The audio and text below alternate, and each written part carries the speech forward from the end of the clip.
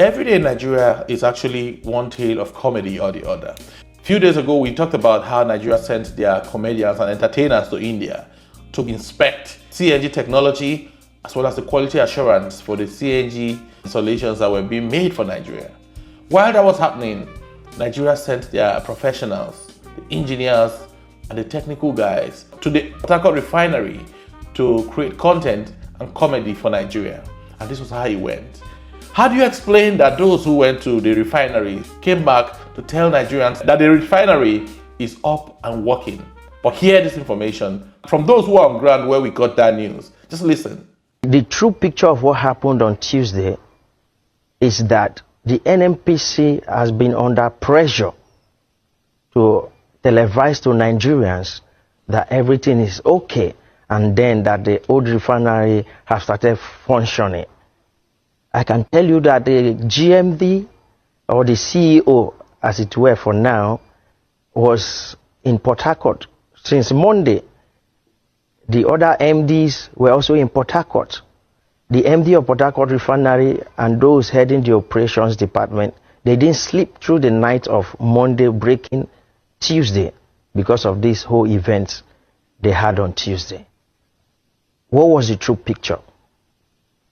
The old Port Harcourt Refinery is built with its own utilities, different from the new Port Harcourt Refinery.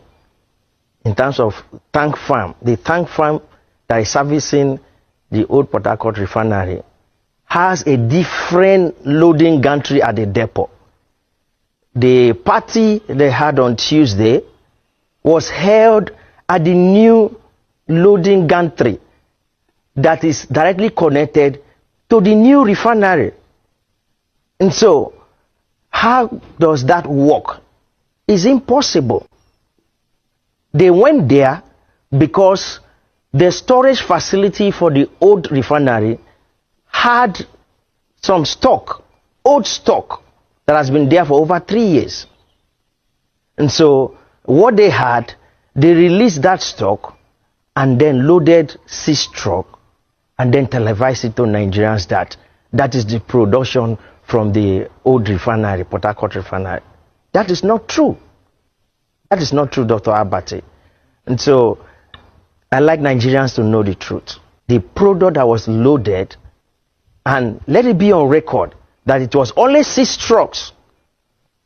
According to them, they put so many data out there, but it was only 6 trucks. They were using it to calibrate the new loading gantry. But it's not a new refined product from the old refinery. That is not. I think that is the status we have. As at yesterday, they also loaded. But let me shock you, Dr. Abate. If we are celebrating that the Port Harcourt old refinery is already functional, how come they loaded only 4 trucks of product the whole day? I mean, starting from 7 a.m. that work resumes at the Port Harcourt depot. It was only 4 trucks that was loaded till about 8 at night. Only 4. And these 4 trucks were actually under the loading bay areas. They were loading them, and they say it's automated. How can you have a truck under a bay for more than 6 hours under an automated system? Back in the years when we had manual loading system, it doesn't take 45 minutes for one 30,000 or 33,000 liters of truck to be fully loaded. You can ask from any operational staff or any person that has been at the depot area. Manual system loads a truck for about 45 minutes. So fully automated, fully rehabilitated, and then you tell us it's 70% operational, and then you're loading 4 trucks for a whole day. 1 truck staying under the loading gantry for more than 6 to 7 hours. Who are we deceiving, Dr. Abate?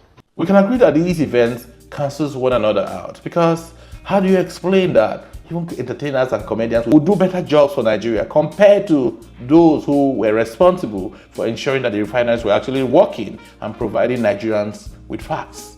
It was a show, if you ask me. Because how do you explain that those who are professionals went to a refinery, came back and lied to us that the refinery was in full capacity producing, whereas it was just about 4 tankers that came out with fuel from the crude that has been deposited in that refinery for many years? Nigeria is a very funny country. The NNPC and the entire oil sector is a mess. Comic relief, but at the same time, a sad reminder that our institutions are dead. And this is happening because of the level of corruption that has made it almost impossible for our own refineries not to work. These guys are sabotaging Dangote Refinery, no doubt, because allegations around their investment in Malta is becoming a statement of fact. Because when I heard the news, I knew that something was in the offing. I didn't believe it either. And this report has clearly vindicated me when I said it was not true that the refinery is working. The refinery will never work. Not until it's privatized. Anything you leave in the hands of the Nigerian government will not work because the level of corruption is such that no institution can work. We first want to see how to loot what is available before thinking of the operations of any government establishment. It's funny, but at the same time, it's a reflection of who we have become.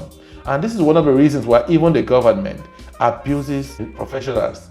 How do you explain that most of the major projects in Nigeria are done by foreign companies? Because the government does not even have trust in the local engineers, artisans, industries that exist.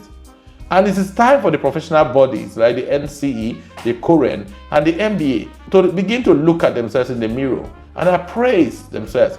I don't think these bodies even advocate for their people because they know and they are in cahoots with the government. So most of these professionals can never implement major government projects because they are wired to fail. In as much as a lot of these institutions and local engineers would have been the perfect guys to fix most of the needs in various sectors, the government also does not trust them. And this is one of the reasons why these things will continue to happen. The guys in the refinery, a lot of them are engineers, and I'm sure they are registered members of CORED and the Nigerian Society of Engineers. At the end of the day, what sort of regulations do these bodies carry out on their members? And how does this body advocate for some sort of local content involvement by the government?